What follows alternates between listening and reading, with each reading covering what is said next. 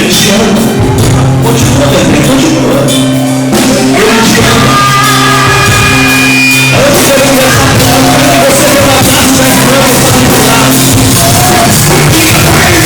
ama. Ele te ama. É isso. Outra vez.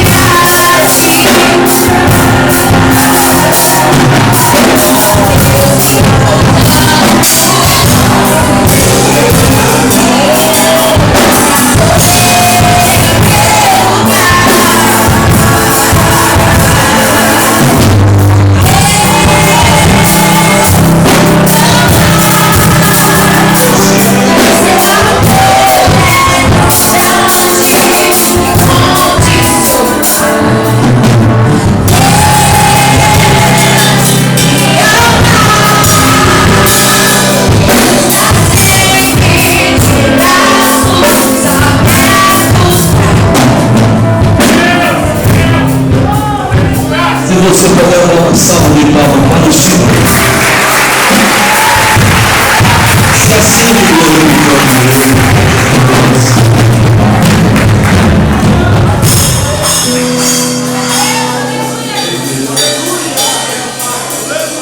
Não precisava nem de pregar mais.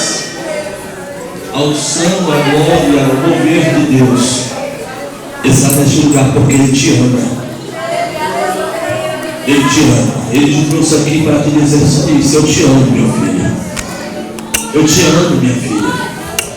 Queridos irmãos, jovens, adolescentes, glorificamos ao Deus eterno nessa noite, por estar diante da tua presença e por abordar um texto que assim foi sugerido para essa noite, para as nossas vidas, de suma importância, inserido no livro de Atos dos Apóstolos, no capítulo 2, tomando base do verso de número 40.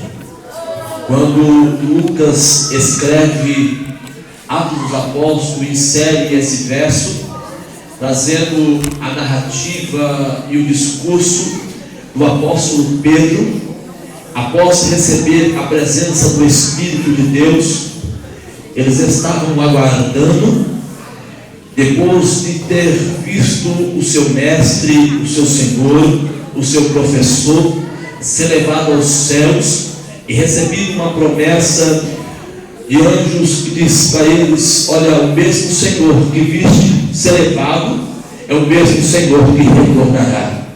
Esse mesmo Senhor que escolheu o apóstolo Pedro, esse homem corajoso, esse homem com a temperatura meia forte. Vemos que foi Pedro que andou com Jesus, os maiores milagres que Jesus operou. As Escrituras Sagradas vêm descorrendo a vida deste homem de Deus, escrita e inserida nos Evangelhos, como de Mateus, Marcos, Lucas e também João, insere falando de Pedro. Vemos que quando eles escrevem os Evangelhos, ele vem traçando a história do mediador chamado Cristo, Jesus, o Messias, o nosso Senhor. Ele vem falando do seu nascimento, o seu crescimento, o seu ministério, a sua crucificação e também os milagres que Jesus operou ao caminhar nessa terra. Vemos que quando Jesus foi crescendo, Jesus foi se desenvolvendo, a Bíblia vem descorrendo a história dele. Um certo dia, Jesus com 12 anos de idade, os seus pais decidiram ir a Jerusalém por porque havia uma festa em Jerusalém. A festa estava tão boa, a festa estava tão gostosa, que decidiram retornar para sua casa. E após 3 dias que retornaram para casa, se lembraram de Jesus, se lembraram do pequeno menino que estava com ele na festa, e começaram a procurar. O importante, irmãos, das nossas vidas é que participamos da festa, mas não esquecemos de Jesus. O centro da nossa atenção aqui nessa noite é Ele. O centro da nossa atenção aqui nessa noite é o nosso mestre. Vendo que José e também Maria retornam a Jerusalém e começam a procurar pelo menino chamado Jesus, e pergunta para um, pergunta para outro, até que uma pessoa diz a ele: olha, eu vi um menino parecido com essas características, está lá na sinagoga, lá no templo, ensinando os doutores. Quando José chega no templo, Jesus estava ensinando quem? Os doutores. E quando Jesus está ensinando os doutores começam a regalar e dizendo: eu nunca vi tanta sabedoria como essa. Você olha para ele e diz: o que faz aqui, Jesus? Ele: não se preocupe, eu estou fazendo a vontade de meu Pai. Sabe por que você está aqui hoje? Não é só porque é festa dos adolescentes, é porque Deus te trouxe aqui nessa noite para você fazer a vontade de seu Pai. Enquanto você está aqui adorando a Deus, Deus está te dando um livramento. Enquanto você está aqui adorando a Deus, Deus está fechando porta. Enquanto você está aqui adorando a Deus, Deus está abrindo porta. Enquanto você está aqui adorando a Deus, Deus está fazendo milagre. Então, se você vai adorar a Deus, leva a tua mão para o alto e adora o nome de glória, Pai. A Bíblia diz e vai contando sobre a vida de Jesus, mas porém Jesus fica escondido alguns tempos na página seletiva da Sagrada Escritura. Fica 18 anos escondido e você não vê falar mais de Jesus, você não vê mais discorrer na vida dele.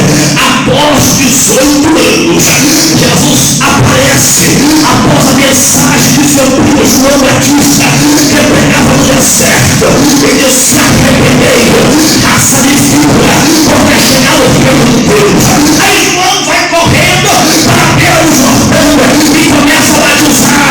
Eu te batizo com água para arrependimento, mas virá outro após ti, que não batizará com água para arrependimento, ele batizará com o Espírito Santo e com fogo. E venha, eu batizo com água para arrependimento, mas vai vir outro após ti, que batiza com o Espírito Santo e com fogo, e vai João batizando, e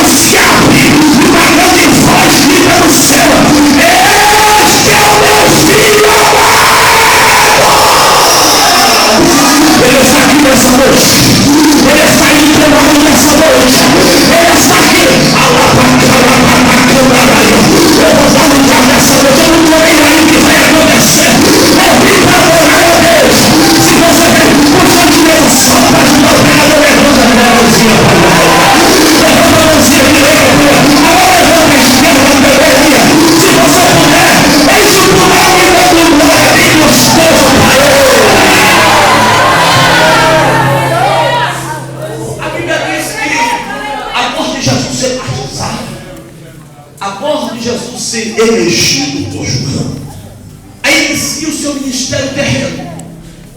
Bem vista que é um ministério curto, bem vista que não é um ministério muito longo, somente de 3 anos e 6 meses, mas que até hoje faz história e nós vivemos através desse ministério.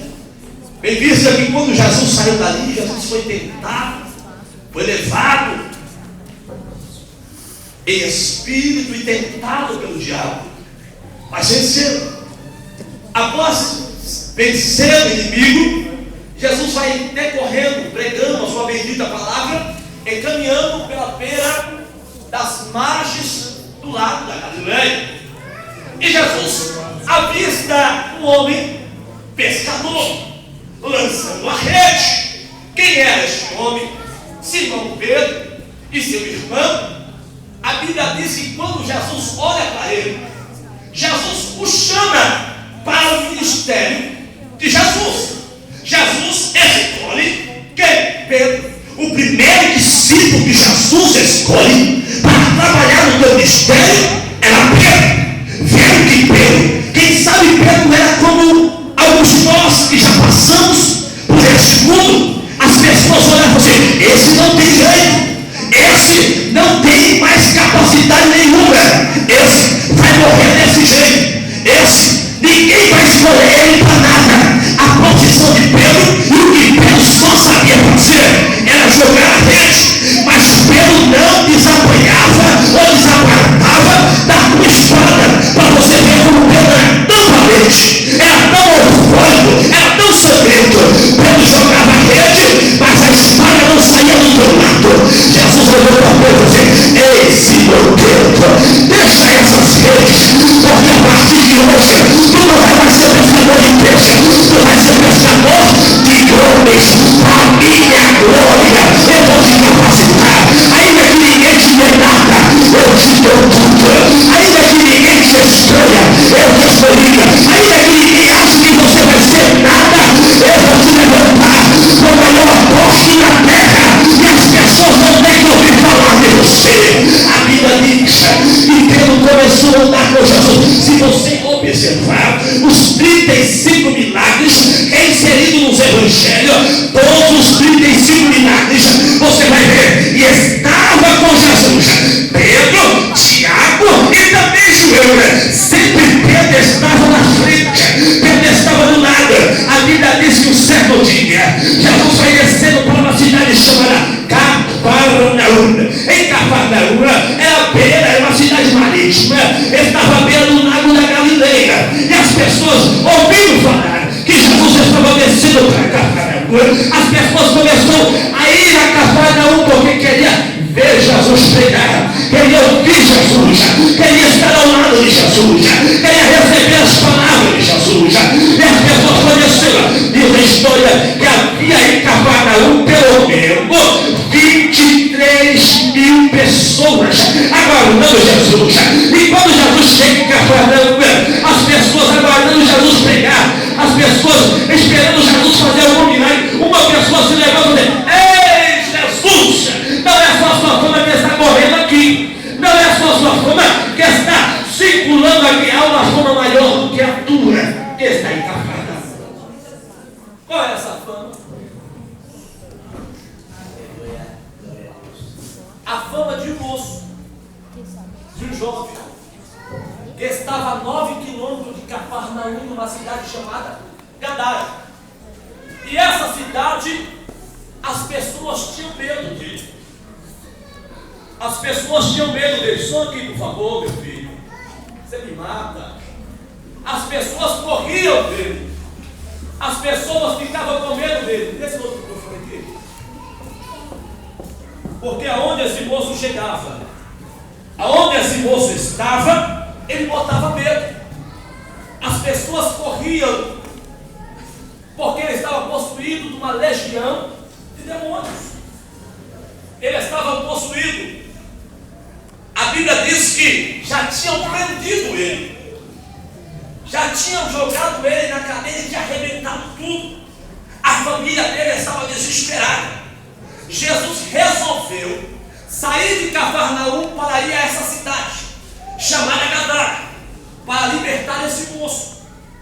quando Jesus entrou dentro do barco de pesca, aqueles barcos não eram motorizados, era levado a remo. Tinha cerca de 300 barcos de pesca do lago da Galileia. No lago da Galileia não era muito distante, era um lago pequeno, tinha aproximadamente 25 quilômetros de distância, 11 quilômetros de largura, 50